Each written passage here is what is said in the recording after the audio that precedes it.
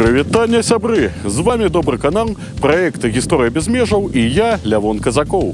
Сёння каманда нашага проекта завітала ў вёску Дукора, што знаходзіцца прыблізна ў 40 кіламетрах на паўднёвы ўсход ад беларускай сталіцы.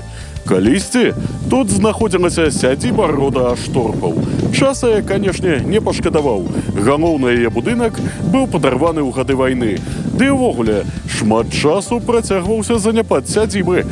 Але не так даўно пачалася актыўная праца па яе аднаўленні. І ўжо некалькі гадоў тут функцыянуе музейны комплекс «Дукорскі маёнтак», з якім, уласна, мы сёння і пазнаёмімся.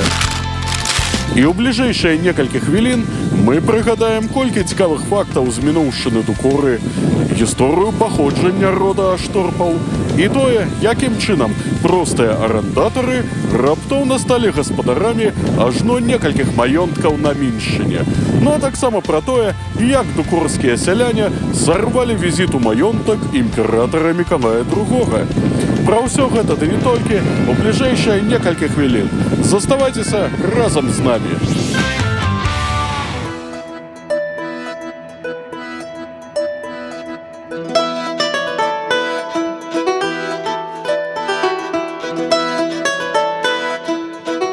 А мясціны-то наўком знаёмыя.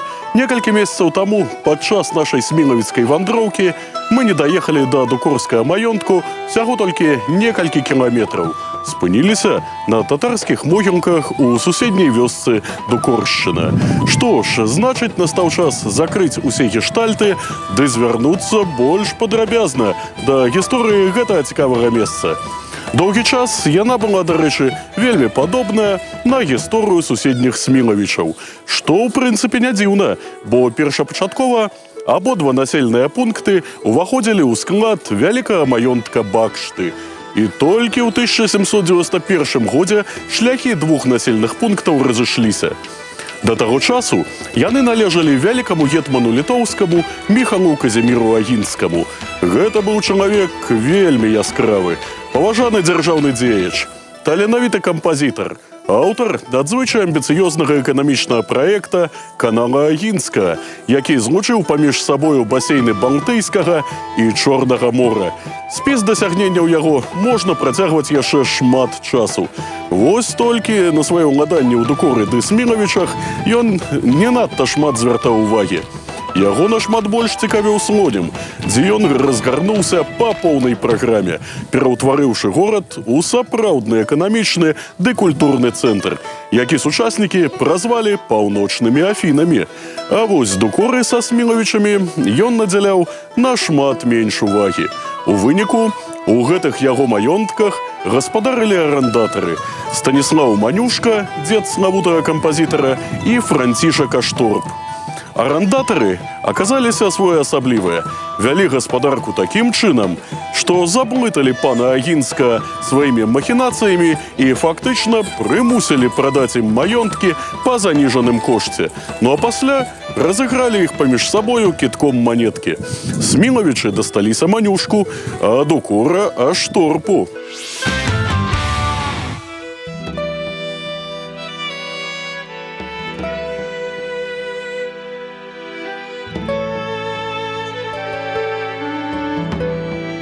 Калі Манюшка паходзіў са старога шляхецкага рода, то Францішак Ашторп не мог пахваліцца высакародным паходжаннем. Паводле легендаў, яго бацька быў простым жаўнерам у войску шведскага караля Карла XII, якое падчас паўночнай вайны праходзіла праз беларускія землі. Ашторп быў цяжка паранены, і яго пакінулі ў Смілавічах фактычна паміраць. Але мясцовыя сяляне здолелі яго вылечыць, як пасля аказалася, на сваю галаву. Праз некаторы час Ашторпы разбагацелі і ў выніку сталі гаспадарамі Дукоры.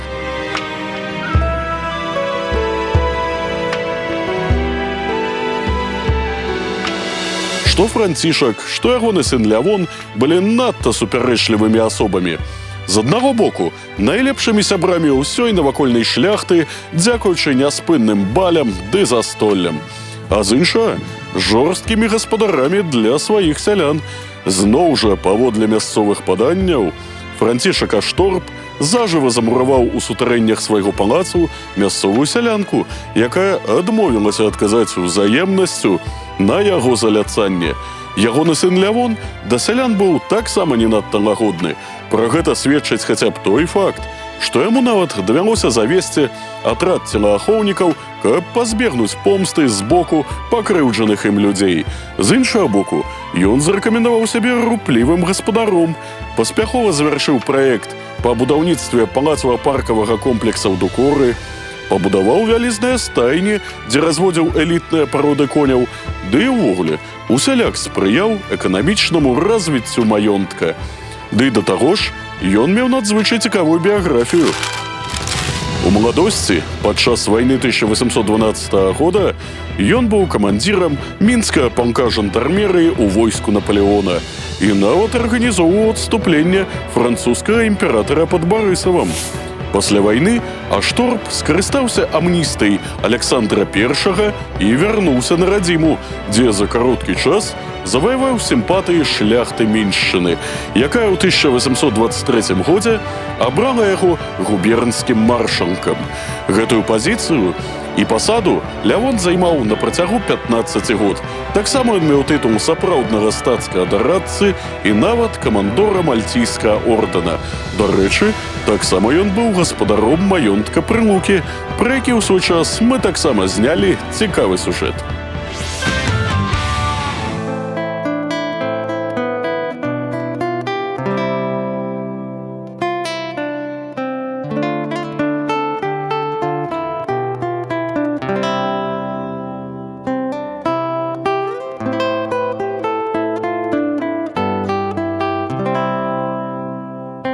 У Лявона Ашторпа нашчадкаў не было, таму пасля яго смерці Дукора перайшла да яго сястры Леакадіі, якая ў выніку прадала маёнтак барону Канстанціну Гартингу. Ён паходзіў са старога галандскага рода, у якім былі і адміралы флоту Нідерландаў, і бургамістры Лейдена, і генерал-маёры расійскага войска. Гартингі пачалі перабудоўваць Дукору пад свой густ. Асабліва стараўся сын Канстанціна Станіслаў. Ён навучаўся ў корпусе пажоў пры імператарскім двары, а потым служыў у лейб-гвардзейскім гусарскім палку. Быў асабіста знаёмы і перапісваўся з Мікалаем II. Вось і ўзнікла ў пана Гартинга ідэя фікс запрасіць імператара ў свой маёнтак Дукору. Для гэтага ён зрабіў у палацы адмысловую царскую залу.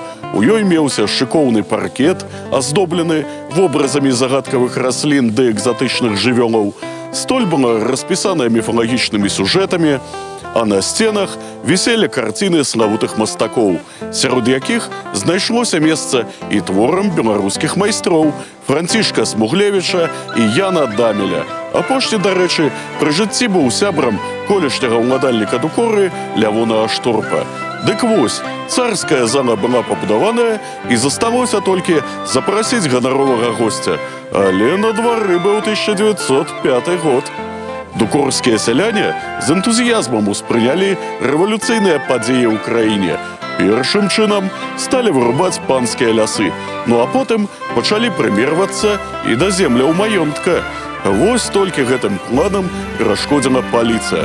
Але асадак, што называецца, застаўся. Таму так і не атрымалася у Станіслава Гартинга запрасіць імператара да сябе ў госці. Ну а наперадзе Дукору чакалі дзве сусветныя вайны, рэвалюцыі, гады глобальных сацыяльных пераўтварэнняў. Яны маёнтак не пашкадавалі, але, на шчасце, у апошнія гады пачалося яго адраджэнне. Дукора пакрысе становіцца сапраўдным турыстычным цэнтрам, дзе мінулае перасякаецца з сучаснасцю. І гэта проста выдатна. Хацелася б, каб і іншыя беларускія шляхецкія сядзібы набылі сваё другое жыццё і радавалі нас і нашых нашчадкаў сваім адноўленым абліччам. А сёння надышоў час развітвацца. Разам з вами быў Лявон Казакоў, ды праект «Гісторыя без межаў» на добрым канале. Калі вам падабаюцца нашыя відэа і вы хочаце нас падтрымаць, то дастаткова всяго толькі націснуць лайк ды падпісацца на наш канал. Ну а наперадзе вас чакаюць новыя цікавыя падарожжы па беларускай зямлі. Да наступнай сустрэчы!